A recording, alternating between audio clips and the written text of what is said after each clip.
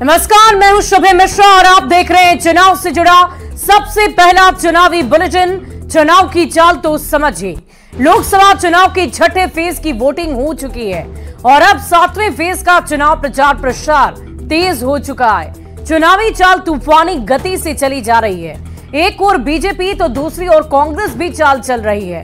क्षेत्रीय दल भी चाल से कमाल करने की हर जुगत में है।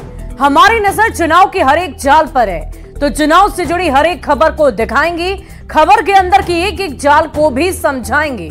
बस आप देखते रहिए देश का सबसे पहला समझाने वाला बुलेटिन, चुनाव की चाल तो समझिए।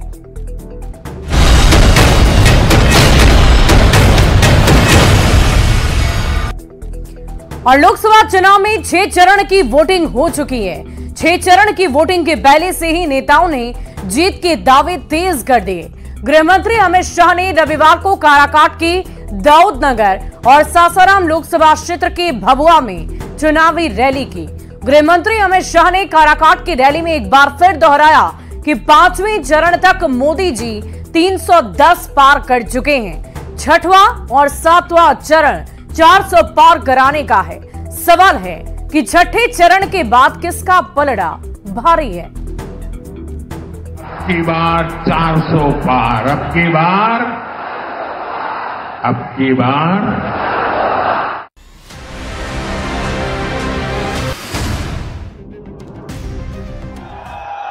2024 का चुनाव अपने अंतिम चरण में पहुंच चुका है। फिर एक बार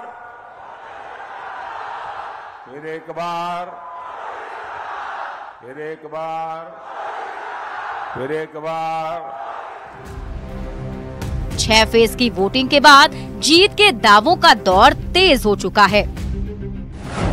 ये जैसे ही ये हेलीकॉप्टर में चक्कर मारने का समय उनका पूरा होगा, जेल का रास्ता तय हो जाएगा।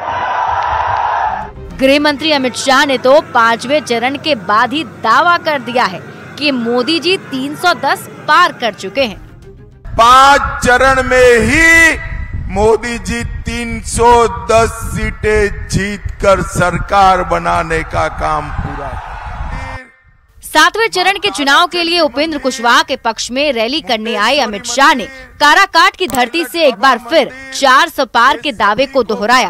कर मेरी बात की शुरुआत करना चाहता हूँ। ये छठा और 7वां, ये 400 पार कराने का है। ऐसा नहीं है कि ये दावे सिर्फ सत्ता पक्ष की तरफ से ही किए जा रहे हैं। जीत के दावों की दौड़ में विपक्ष भी पीछे नहीं है। पहले चरण से गुस्सा देख रहे हैं, ये 7वें चरण में जनता का गुस्सा 7वें आसमान पर होगा। 7वें आसमान पर नेताओं के दावों के बीच बता दें कि अब तक देश भर की जिन 486 सीटों पर वोटिंग हो चुकी है, 2019 में उसमें से बीजेपी के खाते में 278 सीटें आई थी। कांग्रेस के खाते में 44 सीटें गई थी। बात एनडीए और यूपीए की करें तो इन 486 सीटों में से एनडीए के खाते में 320 सीट गई थी, जबकि यूपीए के हिस्से 87 सीटें आई थी। वहीं अन्य यानी कि निर्दलीय सहित छोटी पार्टियों के खातों में 79 सीटें गई थी। सिर्फ छठे चरण की बात करें तो 58 में से अकेले 40 सीट बीजेपी के खाते में गई थी, जबकि सहयोगियों को 5 सीट पर जीत मिली थी। यानी 2019 में छठे चरण की 58 सीट में से एनडीए के खाते में 45 सीटें आई थी। छठे चरण में कांग्रेस के खाते में एक भी सीट नहीं आई थी। 2 सीटें सपा और नेशनल कॉन्फ्रेंस के खाते में जरूर गई थी, जबकि बाकी बची 11 सीटों पर अन्य को जीत मिली थी। बात 7वें और आखिरी चरण की करें तो 7वें चरण में देश भर की 57 सीटों पर चुनाव है। अभी सभी दलों ने अपना पूरा फोकस 7वें चरण की 57 सीटों पर कर दिया है। 7वें चरण की 57 सीटों में 2019 में बीजेपी 25 सीटों पर जीत हासिल की थी, जबकि कांग्रेस को 8 सीट पर जीत मिली थी। वहीं एनडीए के खाते में 33 सीटें आई थी, जबकि यूपीए को 12 सीट पर जीत मिली थी। 12 सीटों पर अन्य के उम्मीदवार जीते थे। Bureau report, news 18। Modi ji को जय श्री राम। और जीत के दावे के पीछे की चुनावी चाल को आप भी समझिए। देश में 543 सीटों पर लोकसभा का चुनाव हो रहा है। बीजेपी ने 400 पार का टारगेट बना रखा है और 543 सीट में से 400 जीतने के लिए 73.66% का स्ट्राइक रेट भी चाहिए। 5 चरण तक 428 सीटों पर चुनाव हुए। अगर बीजेपी ने 5 चरण में 73.66% का स्ट्राइक रेट पकड़ लिया तो इस कैलकुलेशन से 5 चरणों की 428 सीट में बीजेपी 315 से ज्यादा सीट को जीत सकती है। शायद इसी कैलकुलेशन के दम पर गृह मंत्री अमित शाह ने 5 चरण तक 310 पार करने का दावा किया होगा। वैसे दावे तो इंडिया के नेता भी कर रहे हैं। INDIA नेताओं का दावा है कि इस बार जनता ने परिवर्तन का मन बना लिया है। वैसे किसका दावा सही साबित होता है ये तो 4 जून को ही पता चलेगा। बढ़ते आगे, प्रधानमंत्री नरेंद्र मोदी ने लालू परिवार पर बहुत बड़ा हमला बोला। पीएम मोदी ने कहा कि नौकरी के बदले जमीन लिखने वाले का हेलीकॉप्टर में चक्कर मारने का समय अब पूरा हो गया है। अब जेल जाने का रास्ता तय होगा। पीएम मोदी के इस बयान पर तेजस्वी यादव ने भी उसी अंदाज में पलटवार किया है। पीएम मोदी के बयान पर बिहार की सियासत और भी ज्यादा सुलग गई।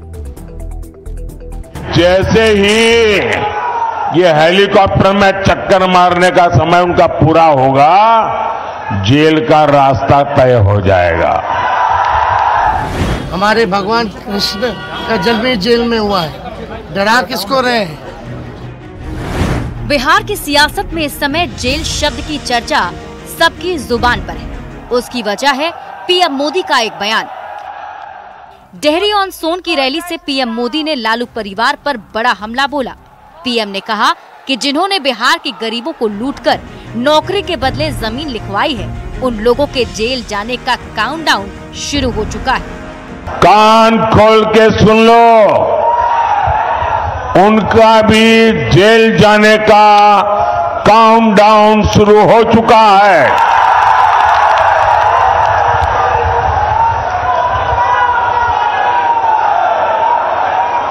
ये जैसे ही ये हेलीकॉप्टर में चक्कर मारने का समय उनका पूरा होगा, जेल का रास्ता तय हो जाएगा। पीएम मोदी ने जेल जाने का काउंटडाउन क्या बोला? बिहार में आरजेडी नेताओं में खलबली मच गई, जुबानी जंग शुरू हो गई। सबसे पहले तेजस्वी यादव फ्रंट पर आए और उन्होंने इस सियासी लड़ाई को बिहारी बनाम गुजराती कर दिया। आप बताओ, एक 34 साल के बिहारी नौजवान को डरा रहे हैं? बिहारी गुजराती से डरता नहीं है। मोदी जी, ये झारखंड और दिल्ली नहीं है, ये बिहार। एक बार हाथ लगा करके तो दिखाओ। तेजस्वी के बयान के बाद आरजेडी के राज्यसभा सांसद मनोज झा मीडिया के सामने आए और पूरे बयान को अलग रंग देने की कोशिश की। मनोज झा ने कहा कि क्या कोर्ट को भी मैनेज करने की सोच रहे हैं आप? तेजस्वी यादव को धमकी दे रहे हैं कि 4 जून के बाद जेल भेज देंगे। न्यायालय को भी मैनेज करने की सोच रहे हैं आप? कानून को अपने हाथ में लेंगे? आरजेडी और तेजस्वी यादव की तरफ से पीएम मोदी पर पलटवार करते ही बिहार बीजेपी के नेताओं ने लालू परिवार पर हमला और तेज कर दिया। सम्राट चौधरी ने कहा कि जो चोरी करेगा उसे मोदी जी से डरना होगा। जिन्होंने नौकरी के बदले जमीन ली, उनको जेल के अंदर जाना ही होगा। ये पूरी तरह प्रूव्ड केस है कि आपके आदरणीय पिताजी ने जमीन लिया। बहुत दूर नहीं है, इस पटना एयरपोर्ट के 1 किलोमीटर की दूरी पर आपके पिताजी ने जमीन लिया और जमीन के बदले नौकरी दिया। तो चोरी करने वाले को जेल के अंदर जाना ही पड़ेगा। लोकसभा चुनाव के आखिरी चरण का मतदान 1 जून को होगा। इस दिन बिहार में 8 लोकसभा की सीटों पर वोटिंग होनी है। आखिरी चरण के पहले पीएम मोदी के तेजस्वी के जेल भेजने वाले बयान से बिहार में जो माहौल बना है, उसका वोटिंग पर कितना असर पड़ेगा, ये तो 4 जून को ही पता चलेगा। न्यूज़ 18 के लिए पटना से अमित कुमार, संजय कुमार और धर्मेंद्र कुमार की रिपोर्ट। और बिहारी वर्सेस गुजराती वाली चुनावी चाल को समझिए। लोकसभा चुनाव में 6 चरण की वोटिंग अब पूरी हो चुकी है। आखिरी यानी कि 7वें चरण का प्रचार प्रसार युद्ध स्तर पर जारी है। 1 जून को 7वें चरण की वोटिंग होगी और 7वें चरण के प्रचार के लिए आए प्रधानमंत्री मोदी ने शनिवार को बिना नाम लिए तेजस्वी यादव पर बहुत बड़ा हमला किया। पीएम मोदी ने कहा कि जिन लोगों ने बिहार को लूटा है, 4 जून के बाद उनका जेल जाने का काउंटडाउन शुरू हो जाएगा। तेजस्वी यादव ने पीएम मोदी के बयान को राजनीतिक एंगल दे दिया। तेजस्वी यादव ने कह दिया कि पीएम मोदी एक बिहारी नौजवान को धमकी दे रहे हैं। तेजस्वी ने कहा कि बिहारी किसी गुजराती से डरता नहीं है। मतलब ये कि 7वें चरण के चुनाव में बिहारी वर्सेस गुजराती करने की कोशिश है ताकि बिहारी वर्सेस गुजराती कराकर चुनाव में वोट का लाभ लिया जा सके। यहां रुकेंगे एक छोटे से अंतराल के लिए।